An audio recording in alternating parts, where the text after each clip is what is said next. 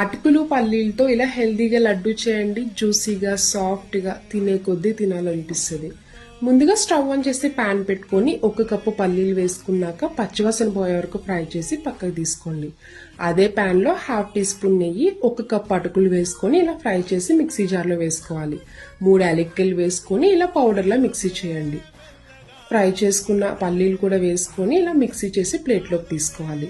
ఇప్పుడు ఒక పక్క స్టవ్ ఆన్ చేసి బౌల్ పెట్టుకొని 1.5 కప్పు బెల్లం వేసుకోండి. అదే కప్తో 1 కప్పు వాటర్ వేసుకొని ఈ బెల్లాన్ని కరిగించుకోవాలి. బెల్లం ఎలాంటి పాకంతో పని లేదండి, జస్ట్ కరిగితే సరిపోద్ది.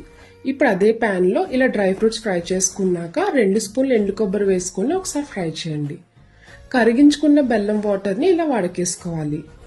ఇప్పుడు మిక్సీ చేసుకున్న పల్లీ పొడి, అటుకుల పొడి వేసుకొని మొత్తం కలిసేలా కలపండి.